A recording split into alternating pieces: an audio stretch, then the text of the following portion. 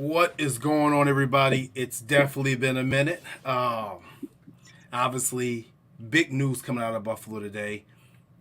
Unfortunate news. I think the majority of us are kind of saddened, whether we believe that it should have happened or it shouldn't happen. We're saddened by the news of Bill star receiver Stefon Diggs being traded to possibly another contender coming up this year to the Houston Texans for a 2025 second round pick. And obviously, the Bills also gave up a fifth round and a sixth round pick, also, including that deal. Probably they would have picked the third round. But I got my co host in the building with me, James Mallory. They brought us out of hibernation today to talk about this topic. And it's a lot to.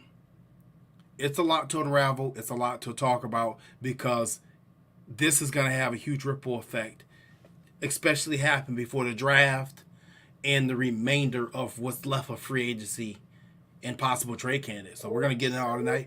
James, what did you think about today? And it's funny because you had to call me today. Yes. You had to call me today. I had to break the news to you, JT. I had to break it to you. But Yeah. I don't know, man. First and foremost, not to cut you off, I want to thank our people.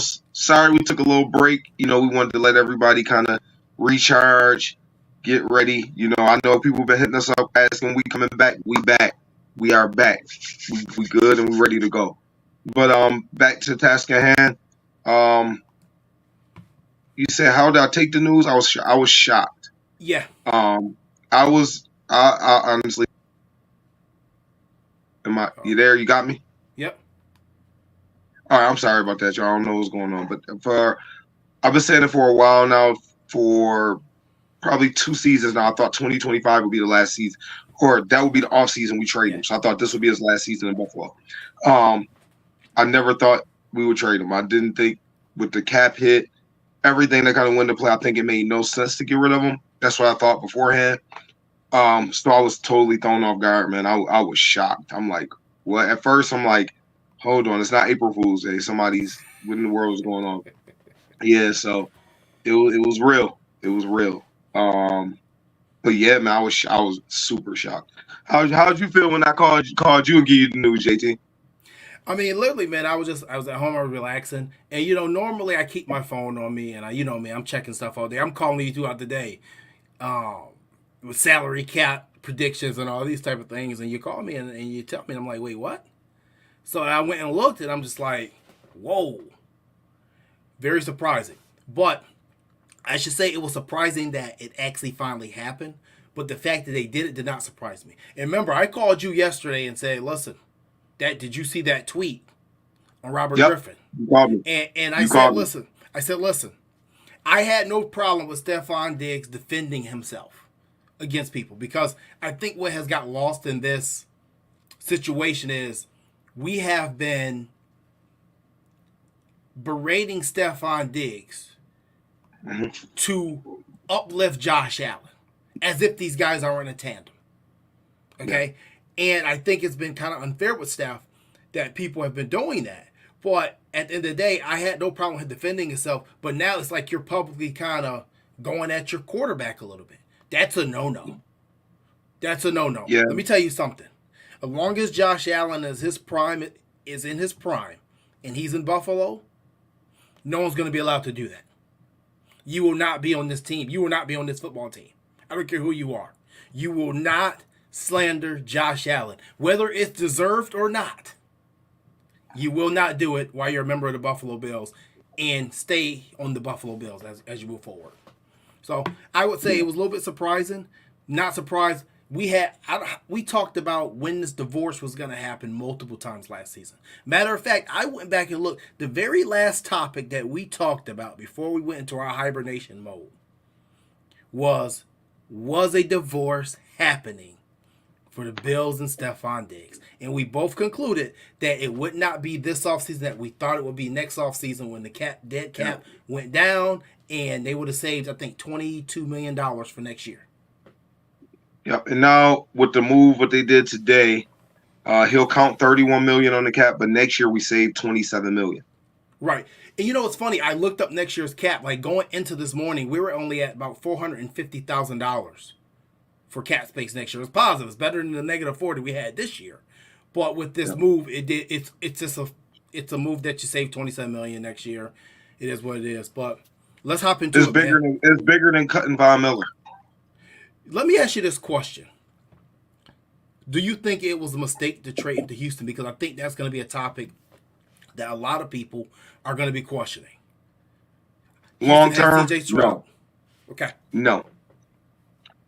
I don't think it was a mistake on multiple fronts. So number one, chemistry. If it just was bad, it just wasn't working for the locker room, and it was just that the relationship was that just torn up that you had to go. That's a great move to get a second round pick. Think about what receivers, the compensation has been for receivers the last few years, right? And then you look at a receiver that's over 30. To get a second round pick for a receiver that's over 30 is great. I'm sick of people saying that all we got was a second round pick. Like that's a lot of compensation. That's foolish for people to say that. Yeah, he's a great wide receiver. He's a Pro Bowl wide receiver, and we got a second round pick for him. But you got to realize what Houston was taking on as well. They are taking on 4 years of 20+ million salary cap, right? So I'm cool with it because you kind of crippled them in a way because they got some people coming up they're gonna have to pay. Now they got $20 million tied up in Diggs for 4 seasons, right? And then you look at it like, okay, what happens if CJ Stroud takes a step back year 2? There is that Yeah. sophomore slump sometimes. Yeah. There's a lot of pressure on that young man. He don't have. There's not much room for error. The expectations for him is through the roof. Not saying he can't handle it, but the expectations are through the roof. He got everything he needs. He has a tight end. He has 3 receivers. He has a running back, 2 running backs. So Yeah. there's no excuse for him right now. So I'm okay with it. Hey, put the pressure on them. Let us play. We play better as an underdog role. Let us be the underdogs. We good with that, right? So And right. Okay, I'm sorry. no, and just I think it kind of hinders them. And it's going to put them in a position in the future. It's going to put them in a position. So I want to talk about the compensation a little because I know a lot of people were saying this morning is all you got is a second round pick. And you know what? Reality is this, okay? The the market says he would have been a fourth, probably a third round pick at best this year. Because let's think about it, right? When AJ Brown got traded, he got traded first round pick. He was 26 years old though. Keenan Allen is the most recent receiver to get traded, and he's at similar age to Stefon Diggs and similar production to Stefon Diggs, and he went for a fourth round pick. Yes. So what that tells me is the Bills would trade it for next year's pick. Because remember, when you're trading draft value, a second round pick in 2025 is really rated like a third round pick for this year in 2024. So the value, it loses around the value pretty much. That's how it's slated. So the reason the Bills had to give up the 5th and 6th round pick is because probably the Texans were probably only offering a third round pick for next year for Diggs, and the Bills said, all right, we'll give you extra compensation to make it a second round pick. Or Absolutely. possibly they were taking the Texans' second round pick and they said, no, we want Minnesota's. Now let's look at it from an aspect of where we think the Minnesota Vikings are as a team. That. And how right. And how ironic it is to actually get Minnesota's second round pick for Stefon Diggs is kind of nutty. You know what I mean? So when you technically look at it, what did we give up to get Stefon Diggs in the first place, right? Well, Justin If we Jefferson, get and the they second gave him a round pick pick back from Minnesota. Right. So, really, when you look at how Minnesota is right now as a team, as a franchise, let's just assume that they're still not going to have a running back next year. Let's assume that they're still not going to have the quarterback position solved. Let's assume that Justin Jefferson is not happy about the contract he has right now. And they still lost a lot of pieces on defense. So let's just assume that this pick is going to be in your top 10 of the second round. This gives the Bills now options to A, do we want to get in on Brandon Ayuk? Do we want to get in on T. Higgins? We have money to offer them an extension for next year that really will kick in mostly next season because we did this move. We have extra draft capital to do that. Do I think either one of those guys will command the first round pick? I'm not sure. I think you may be able to get away with a second round pick. Well, guess what? We have extra capital to do that at this point in time, even if it's a 2024 second round pick. Do you just want to just have extra picks next year to keep rebuilding? I think Brandon Beane is saying that, hey, we have to keep building through the draft now because cap space is tight. All these guys that you hit on that were drafted and playing well, we have to pay them now. Yeah. You know, Ed Oliver's, the AJ Epinasas, Greg Rousseau's coming up. Christian Benford's going to be coming up. We have to pay them. So the only way to keep building is through the draft. You can't build through free agency hardly anymore. Except maybe a splash here. No, except a splash here or there. So when I look at the whole situation, I'm like, you really came off pretty good for trading a 31-year-old receiver coming off a down second half of a football season. Yeah, where he had one touchdown in 9 games? Yeah, and this is not, and this is a projected, and obviously you have to play the game on the field. We don't know what's going to happen with Minnesota, but let's just assume they're going to stay on the trajectory they're on. That's going to be a top 10 second round pick. The Bills, that's going to be pretty much 8 to 10 slots further back than where probably the Bills can be picking at in general. So I think overall, I love it when and not to cut you off, JT. When I look at the conversation, and once I got over the initial shock, and I just use logic, and I'm thinking about long term, you literally get rid of all that money that you were stuck. We gave him an extension that could have been a bad thing, right? You get out of that extension. Yeah, we got to take the initial hit right in the face right now. You get him out of there. You clear all of that money. And then you get a second round pick that's probably going to be top 5 next year because I don't see Minnesota's plan to get a top quarterback for next year. Period. Yeah. They're not planning to they're planning to get a top pick for next year. That's what it is. They're planning for a quarterback. They're going to start Sam Darnold. That's what they're doing. They're going to get a top pick. It's not going to be anything outside the top 10. It'll be 10 if they had a phenomenal year. It'd be a top 10 second round, a 10th overall second in the second round. I just think that I think it came out good. Once everybody get over the initial shock and the Bills move and do what they got to do, I think everybody will be fine. And once it settles in that you can win a Super Bowl without a top tier receiver, that's not a requirement, right? Having a top tier quarterback is a requirement, not a receiver. You can win receiver by committee. You put a solid group together there that contribute in different ways and come through and reliable, you can win a Super Bowl, man.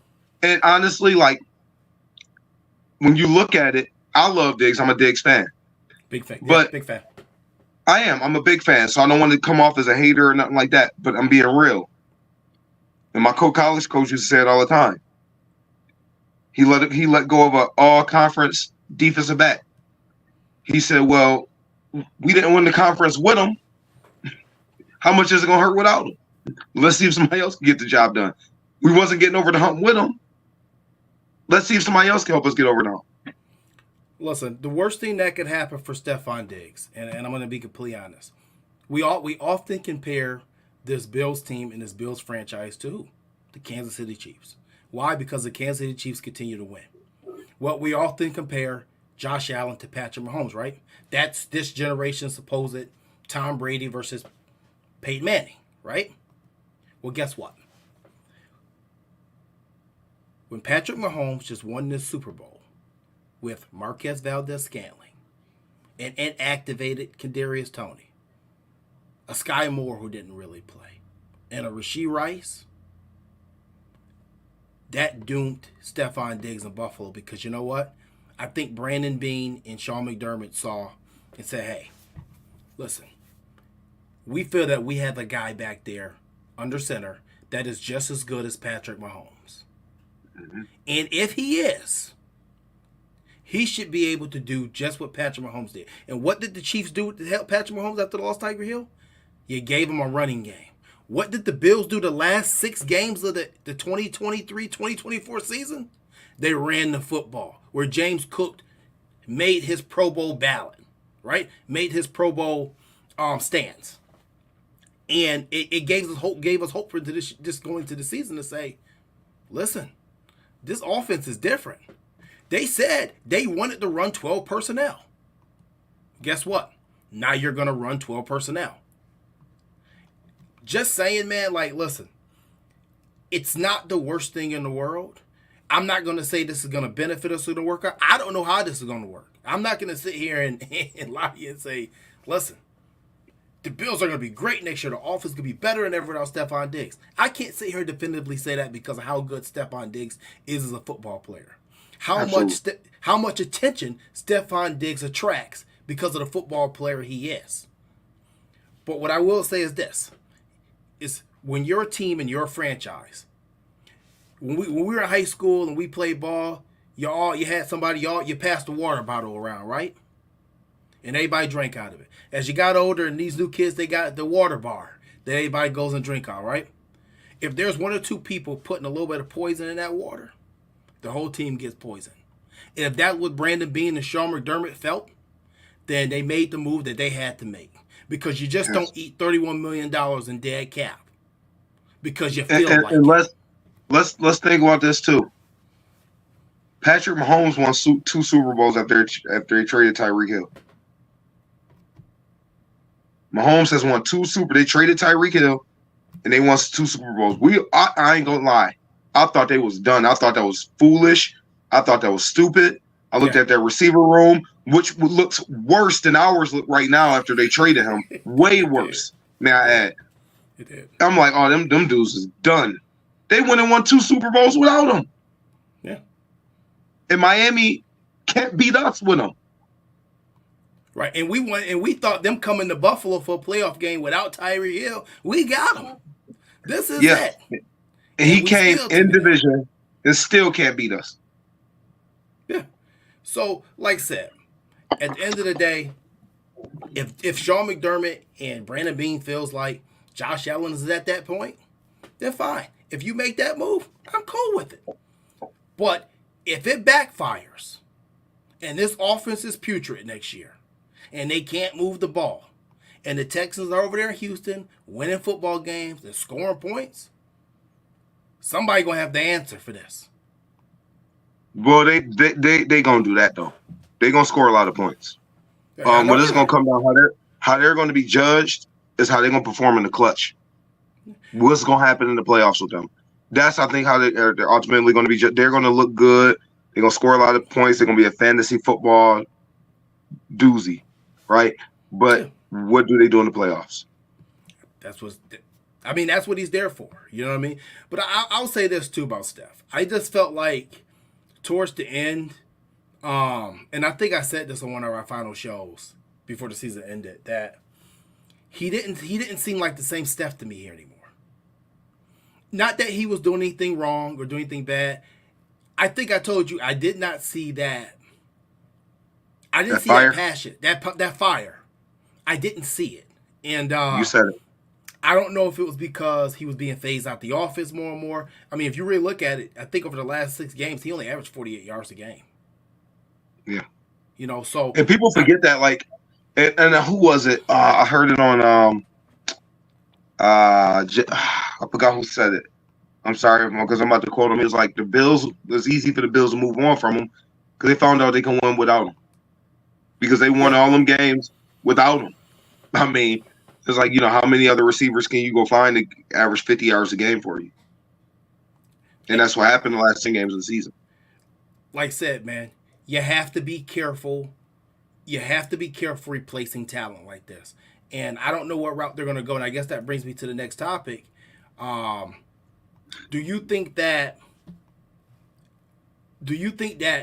there was a rift between McDermott and Diggs, like pretty much last season, or it was not maybe a rift, but a disconnect, I say? I would have to say it had to be. Yeah, I think it had to be for them to agree to a trade like this. It had to be because you don't get rid of a star like this if it's not a rift. I think it had to be. Yeah, and that's just my opinion. I agree, and you know what? I'm gonna tell you something. I can say obviously, I don't normally say much of what I do know, and the reason I don't is because, like I said, I'm not trying to be this reporter, and believe me, I get a lot of information. Okay, but I will say this: for the Bills to clear out that entire receiver room And what I mean by entirety, because not including Sherfield, but to trade Stefon Diggs and get rid of Gabe Davis, that shows me that there was a problem in the past. Okay? And what I mean by that is that receiving room was poisoned. And that receiving room was poisoned by one, Brian Dable. Brian Dable poisoned the Bills' receiving room, and he poisoned the thoughts of the offense of the Bills' offense. And what I mean by that is he caused a rift when he was here between the offense and the defense. He separated that off with Sean McDermott, and that's the reason Sean McDermott fired Ken Dorsey after the loss to the Broncos last year, was a sign. And I said this then. This is Sean McDermott taking the offense over and molding it to his image. He asked Brian Dable for multiple years to run the football.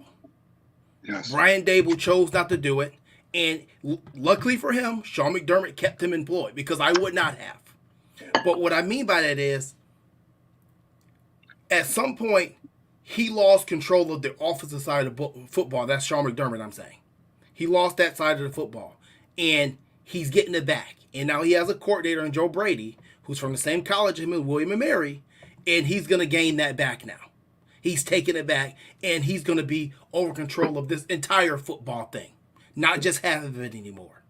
And he was sick of looking at the turnovers. He was sick of the 3rd and 1 passing downs, the bad goal line offense. It's a lot of stuff he got tired of. And I think that was the thing about Sean McDermott, saying like, no more. This is done. Yeah, I totally agree with you. Sometimes, man, when something is poisoned, it's hangover, it's leftover, and he probably felt he had to trim the fat, so to say. Where, hey, you need to get with it or get lost. He probably felt that way. And don't forget, Gabe Davis. Remember last year in the training camp, Stefon Diggs was pumping up Gabe Davis as he's the number one, pay him, all of that other stuff, right? If y'all remember, he was getting pumped up. They was pumping him up. So that definitely could have been a thing. 100%. Gabe Davis wasn't included. He probably was feeling a certain type of way. He probably, I don't know for sure. I'm just giving it. Yeah. Potentially could have happened. He could have been chattering. Stefon could have been chattering. You clear the room out. Yeah. You got the young Shakir, right? Yeah. Now it's a fresh room. I personally think they're going to sign a veteran. They're going to make a move for a veteran, and you draft him too.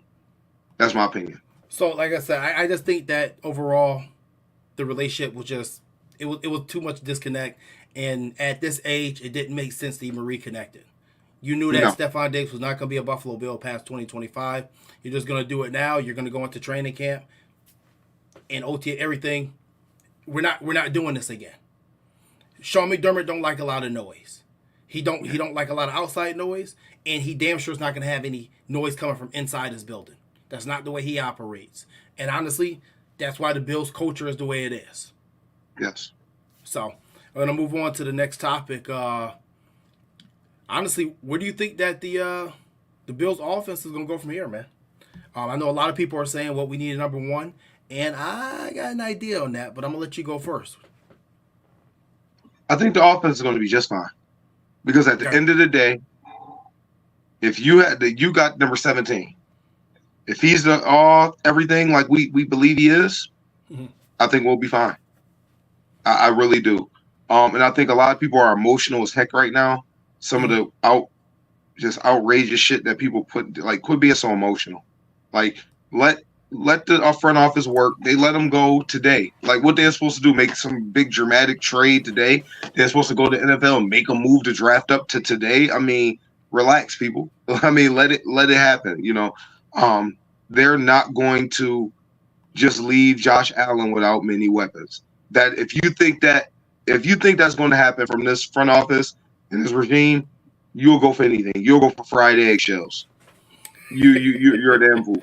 They're not going to leave that quarterback without many weapons. They're going to load. He's going to be good. They're going to take care of it. They're going to make sure he got weapons there. And I have full confidence in that. So what I think is going to happen, I've been saying this to you before the Diggs trade, they're going to draft 2 wide receivers. That's going to happen. If you got a draft like this where it's supposed to be super deep, you got to come out of this with 2 for the future. Yeah. You can set yourself up beautiful for the future. You looking at a Jamar Chase, T Higgins type of thing where you draft 2 guys. I'm not that they went in the same draft, but you could draft 2. Wait, no, they didn't go the same draft. Higgins was a year before. But anyway, you can draft 2 guys who can play and ball out for you on a rookie deal and really show out. I think you can get that in this draft. But I think they're gonna sign one or trade for one, and they're gonna definitely draft 2. Right. Hold on. You know what? I see a guy, Josh Young. You know what? Like I said, I don't know if you guys watch this show. I don't know if you're a new viewer, but one thing we do on this show is we notate stuff and we challenge shit. All right, we don't just ignore it. And I see you talking, popping all out of mess, and that's cool. You pop it. I like it. I like that. But I'll tell you what, I'm gonna notate that Josh Young, Jets and fans sweeping Buffalo. I'm gonna put that in my notebook, and I'm gonna come back in a couple months, and we're gonna see if that happened. Those are 2 examples of teams that built through free agency and not through the draft, and they're gonna be in old shit mode. If they don't win this year, they both in old shit mode. Exactly. So pop that shit now, and I'm gonna come back in a couple months, and we gonna see where we at. Hey, and if I'm wrong, hey, I'm with it. You know what I'm saying? Maybe hit me up on the side, and maybe we'll put like a little friendly wager, not money, but like maybe a profile pick or something. I don't want to get in the bet and stuff like that, but maybe we'll do it. I love it though. I love it. I mean, I tell you, we love that people who aren't Bills fans to watch this show too. Like, if you guys ever have questions about your teams, opposite teams too, we definitely we welcome those. But that's a very emotional post because you're saying who's going to win. You're going to say who's going. They're saying who he's saying these teams are going to sweep the Bills because of what he see in April. Like, that's foolish. Like, there's injuries, there's a draft, there's free agency after the post June 1st free agency. That's so foolish and emotional. Like, that's preposterous.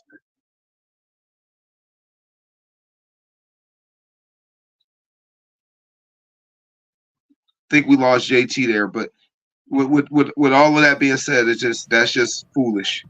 Yeah, I hit the button. I'm sorry, but yeah, no. I mean, like I said, and you go back to the Jets last year. Everybody had the Jets winning the division or contending, and Aaron Rodgers lasted 3 plays. Anything can happen, my friend. Just saying. But no. Other than that, I just think that we sleep on a Dalton Kincaid. Yes. And like I said, I was one of those guys where I was very unhappy with the Dalton Kincaid draft pick. And I admitted that it was through my ignorance of not understanding who Dalton Kincaid was as a player. And I remember talking to Z Moss, obviously the Utah connection, like, yo, who is this guy? And he told me he was nice. He's a dog. And listen, I've been saying for years, and I keep saying it, and you've been privy to this. You don't need a number 1 receiver in this league to win a Super Bowl as long as you have every bit of what you need for a committee. That means a boundary receiver, a slot receiver, a gadget receiver, and a pure speed receiver. If you have those, plus a premier tight end, you can get by very easily as long as you have a running game. And I think the Bills have that. Now, how they get those other 2 receivers, I don't know. Because you got to get a boundary. We do not have a boundary receiver. We don't. I think that's where the veteran comes in. Let me ask you a question. If you could pick one person right now that's perfect for this team, and that you think will be reasonable, whether it's signing, a trade, draft, who is it? Who would it be? For me, it's no doubt T. Higgins. T. Higgins. If you add T. Higgins to this offensive size, I think he's pretty reliable. Catching the football, he's a boundary. I think no doubt. If you think about it, if you have T. Higgins, Shakir, and that, like, and those are 3 physical. Now, Stefon Diggs, that's one thing people want to give him credit for. That dude was physical. He was tough, but he was tough as hell. But you got 3 physical receivers right there. You got a really, really good core right there if you was to get him. And I don't know. I don't know if that's realistic. I don't know if since he would want to trade him to Buffalo. I just don't. I don't know. I would love it. If they do, we got to pay extra. Yeah. I think that would be the perfect fit. And then the Bills didn't free that money next year and did what they did for no reason. They Yeah, did that to sign somebody. They got a move plan with that money right there. Period. yeah. And as we know, Brandon Bean, he said in the past, he works and he turns every stone over. He inquires even if he's not necessarily interested, just to see what the price is. So it's something that he's gauging. I'm not going to sit up here and say he has a move plan. I don't know, but I know one thing: we're not going to go into this season with this receiving core like it is. Obviously, we can't. We only got three right now, but they're going to make some moves. At this point in time, let's Well, just don't forget say we got Hamler. Don't sleep on Hamler, man. I'm not gonna sleep on Hamler. I'm definitely not gonna sleep on Hamler. But I just think that at this state right now, let's just say there is no T. Higgins move. Let's just see there is no Brandon Ayuk move.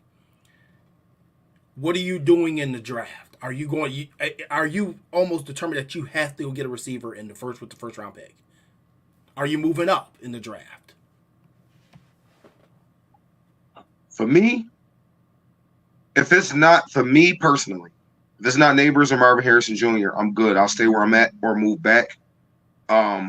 That's me personally. I haven't watched enough on Brian Thomas Jr. to speak That's on my him. guy. To be That's my honest, guy. Yeah. I haven't watched him enough to really speak on him. But if it's not those two, I'm staying put. I'm not going to jump out the window because teams know you need a receiver at this point in time. So you know how that goes. They know you need a receiver. They gonna play games with you. So I Yeah. think you got to go get a receiver before the draft, a veteran, to really give yourself some leverage. So I'm going to throw out a scenario here because you know I love these scenarios. So I'm not going to go T Higgins. I'm not going to go Brandon Ayuk because even though I feel like those scenarios are highly reasonable and realistic, and I know a lot of people are talking about the cap space. Remember, you can do whatever you want with cap space. You can extend them now, push the money down the line, bring the cap hit down, restructure somebody on the team. It's a lot of things you could do with that. But Yeah, that's neither here or there. Two moves you can make right now is A, you could choose to say, listen, I'm going to trade next year's first rounder because we know we have Minnesota's second rounder now, and we're going to assume that that's going to be somewhere between picks 33 and 38. Okay? So we feel like in Buffalo, and this is just playing devil's advocate here, if healthy, knock on wood, everything goes correctly, we fix the receiving room that we're picking somewhere between 28 or 27 and 32 again. Right? So yeah. we're gonna trade back technically this year. 6 picks already. So I'm gonna trade the 28th pick and I'm gonna trade next year's first rounder. And maybe I'll throw in another fourth rounder next year or maybe a fourth rounder this year because we have two of them. And I'm gonna go up to pick 9 or pick 10. At that point, and probably mostly probably pick 9 because Chicago will probably be the only team willing to move back that far because of how much draft capital and the moves they made this offseason. Um, that maybe you're looking at a Roma Dunze. You know, I don't think Marvin Harrison, I don't think them ugly neighbors are going to slide. I don't see anything Nah, that happening. nah, But nah. maybe you're taking Roma Dunze, maybe you're taking a Brian Thomas Jr. if no one else moves up. And then I'm going to say, okay, fine. I need that veteran because you cannot bring him in and make the same mistake that you made with Zay Jones and depend on that rookie from day one. You cannot do that. Not saying that these rookies can't come in and play, but you should not go into camp telling yourself, "Hey, I need this guy to go out here and get this 1,000 yards." I'm cool with Shakir. Like I said, everybody who knows me knows how long I've been on that Shakir You have, boat. you have. I've been on Shakir since he got here, and I've been saying since his rookie year, he doesn't play enough. He doesn't get enough balls. He does not get enough time. And look what happened last year. When you gave him the routes, you gave him the time, he delivered. So I'm okay with him. Anybody who plays fantasy football, dynasty leagues, anything like that, guess what? Buy in on him. Just gonna say that for my Yeah. fantasy football players. The veteran I would look at right now would be Tyler Boyd. Because I'm gonna get a guy that can play the boundary. I'm gonna get a guy that can play the slot, and I'm gonna get a guy who's the ultimate professional. Plus, you get a little bit of insight on the team that you've had struggles with as in the Bengals. You're not gonna get more insight than that. So I like I that. so I put a receiver room together with that as it'll be Khalil Shakir, Curtis Samuel, Tyler Boyd, and Roma Dunze, if you did 9, or Brian Thomas, with Khalil Shakir as well, and Dalton Kincaid. That's not a bad receiving room. It's not the. It's like it's every piece you need. Your big boundary, your slots, your gadget, It's more than and your tight respectable. end. It's more than respectable. Correct. Correct. So that's just where I'm at with it. That would be my idea, my theory of fixing I it. like I like that, JT. Now let me ask you this: Yeah. the Tyler Boyd, what you think? How much you think that? I got two questions for you. I know you'll probably have something for me. Number one, how much you think Tyler Boyd would cost? And then two, what you think the price tag would be on Cortland Sutton? Wow. And I know my man said Cortland Sutton. Ray Cruz said earlier Cortland Sutton in the chat. So Oh, big did ups he? to yeah, Okay. yeah. Ray Cruz said that. I did catch that, Ray. I didn't miss it. I did see it.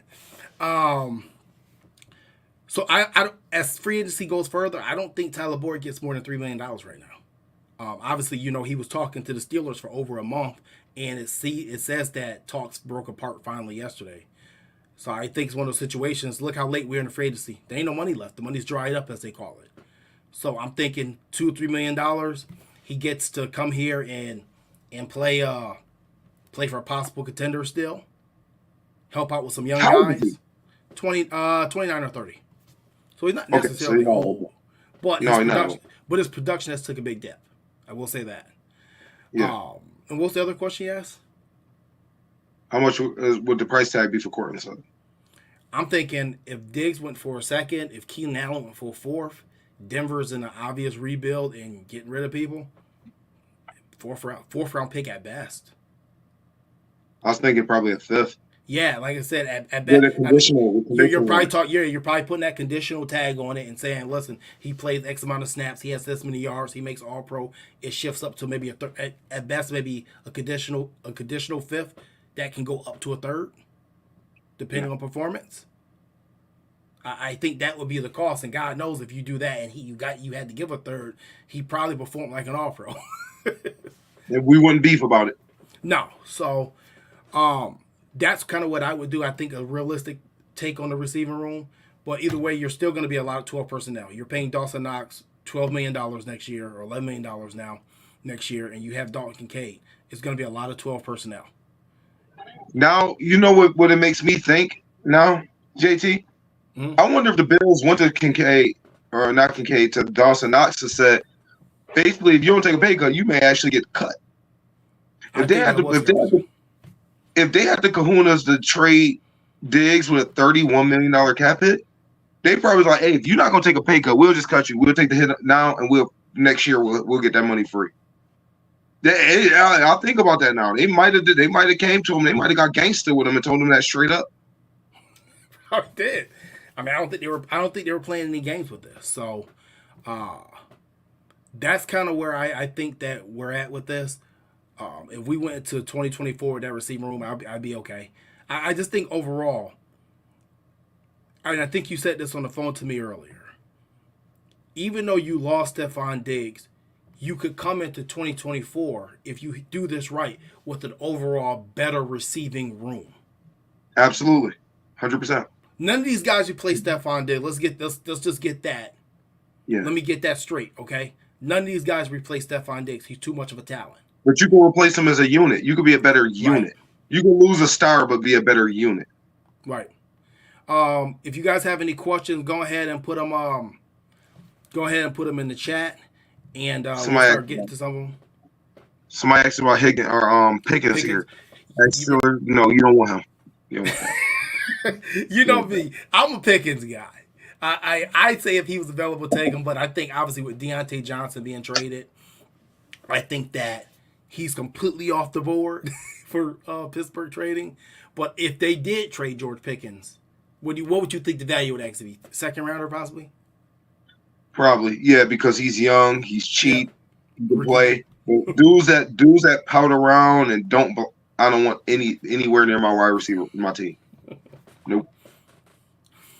Let's see. I know someone asked a question. I think it was my man, our resident Titans fan, my man here, Jeff. I know he said something. Let me see if I can find it up here.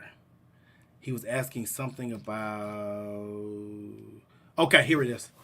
Do you think Josh will decline a good amount after losing him? No. Point blank No, period. No. no. No. Because once again, we talked about this. Josh Allen succeeded when Diggs wasn't producing. Like, it wasn't like Josh Allen was throwing for 180 yards when Diggs was struggling. This dude was dicing the league up. Honestly, probably was the MVP the last 10 weeks of the season. Yeah, Josh Allen was the MVP. yeah. Yeah, and it was with very little production from Diggs. I think he'll be totally fine. Well, great things happen when you can run the football. It makes life Yeah. a lot easier, and I think they found that out, and I think that's going to be the plan going into 2024. But I will say this. Because they ran the football last year and because you traded Stefon Diggs today, it would not surprise me to see Buffalo take a running back in the fourth round. If there's a Yeah. Trey Benson, if there's a Isaac Garando, if there's my favorite, a Braylon Allen, there on the board in the fourth round, it would not shock me to see Buffalo take him in Yeah. order to stop that decline from Josh Allen. So, I think if Braylon Allen the third, you take him. They're gonna, or if you could trade up, you may trade up and take him. right. Chris Fowler says Because at some BT. point we'll run on running backs. Chris Fowler says draft BT Brian Thomas Jr. at LSU. It's my guy, man. I'm telling you, that's my guy. if I got one receiver in this draft that we can get in this first round, outside of my elite neighbors and Marvin Harrison Jr., who will both most likely be gone, it's Brian Thomas Jr. That is my guy. I'm with you, Chris. I am with you. I'm trying to think if there's anything else I want to talk about before we get off this air. How you feel about OBJ?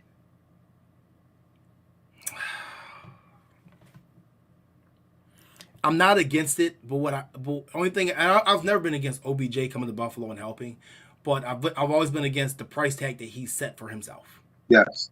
Yes. His price tag for himself is completely inflated, and I don't want anything near that. Stephen DeBar says don't turn away from McConkey. Now that Stefon Diggs on his roster, I'm actually okay with the McConkey pickup as well. I was not pre-Stefon Diggs trade, but post-Stefon Diggs What trade. he projected? Late first, early second. Okay. Okay. So I would, like I said, I was not for a McConkey pick before that trade, but after I see the fit there. So after, I'm okay with it. I was gonna ask you. I see a lot of fans that I know a lot of people were talking about the last play that Stefon Diggs going to remember for here in Buffalo is obviously the drop versus Kansas City. Do you think that's fair at all? No. No. I don't think that's fair. For how well he played here, he's an all pro. In my opinion, the best receiver for the Bills in Bills history. I know Andre Reed. I know Eric Moles. I know that. But Stefon Diggs, man, that dude came up and showed out. I think that's very unfair for people. People gonna remember him by that play. I'm gonna go a step further. I'm not even gonna say it's unfair. I'm gonna say it's ignorant. Very. I'm gonna say it's completely ignorant and completely asinine. If that's what you're gonna remember Stefon Diggs' time here in Buffalo. Because I think what I'm gonna remember his time for, and I guess what we talk about, we can go into what we think that how we felt about his time in Buffalo as it's culminating now. He brought something that we needed badly.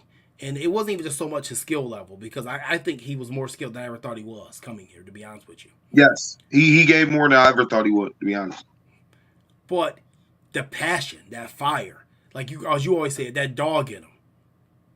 We did not have that in Buffalo for a long time. And Josh has it. And I think it gave Josh a running mate. And I hope that at some point, him and Steph look back at this maybe 15, 20 years down the line when playing careers are over and say, wow, we did something special. Even though we didn't get the ring together, we did something special in a small market. Yes. That helped bring the fandom back, that helped up boost the economy, even though the Pagulas and charges for those PSLs are crazy, but they brought the economy back, and that actually led the way to a brand new stadium. There's a lot to remember 14 for.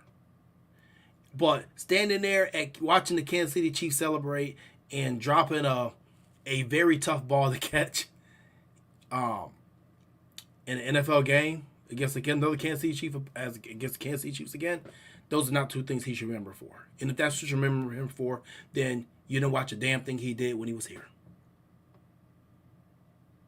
You're right. Well said. Yeah. And if you're gonna mock, it, you're gonna joke about it, and that's what you're gonna do, then why are you even root for this team? Like I said, I remember a time when we were trying to throw 50 balls to David Nelson. No disrespect to David Nelson, but I'm just calling what it is. Yes. So, right. Just saying, man. I'm gonna miss Steph. I'm gonna miss him. I am too. I'm gonna miss that passion. I'm gonna miss that, man. Yeah, but best of luck to him. Not too lucky, because I think we got a date with Texans at some point. We're gonna be meeting up with them down the line. We're playing this year, I believe. I think we do, and hopefully it's in the playoffs. Hopefully we meet them in the playoffs too, because hopefully we're there. And there's a lot of question marks right now. Hopefully we both there at the end, and we'll see each other. And the Chiefs are not there anymore for either one of us. They're both out of our way. But no, man, I just that's definitely gonna miss seeing 14 in the Bills uniform. But I think it's the proper time. I think that if there's any time to do it, it is now. I didn't see the passion for him wanting to be in Buffalo anymore. Although he would come in and do his job to his fullest. He never threw in the towel. But you could tell that wasn't very happy anymore. Yep. Just like a relationship. Sometimes we just stay in a relationship a little too long. Yep. If it's time, it was time. And only the people in the building that know if it was time. Yep. So, like I said, Steph got what he needed. And I know my man Ray Cruz said he brought celebrity status, but Steph was not an unknown commodity, but he lifted the Buffalo Bills, and the Buffalo Bills lifted him too, where he's a household name as well. So absolutely. They both won. So other than that, James, you got anything left, man? Nope. Just Bills fans, listen, Bean, trust in Bean. I know we all upset that he was traded, and nothing happened immediately after. But just like when people tripped out when they traded Sammy Watkins, it actually worked out for the best. This may work out for the best. Be patient and let it play out. That's it. Hey, I got nothing, man. We'll see what Brandon Beane and company does. Like I said, right now, it's a lot of questions about that receiving room. So we are gonna see. We're gonna see what's gonna happen here. We'll see. But on that, as always, guys, thank you guys for tuning in. Thank you for tapping in, checking in, giving me your comments, give me your questions. Even the negative ones, we take those too. Don't forget, Josh Young, not going to forget it. I got it notated. Dolphins and Jets going to sweep the Bills this year. We're going to check back in January. All right? I'll hit you on the side for that one. But other than that, great show, James. Good to be back. Stefon Diggs, no longer Buffalo Bill, to Houston Texans for 2025 second-round pick. We'll see what Brandon Beane and company has in store to replace him. On that, great show. Catch you guys later. As always, peace.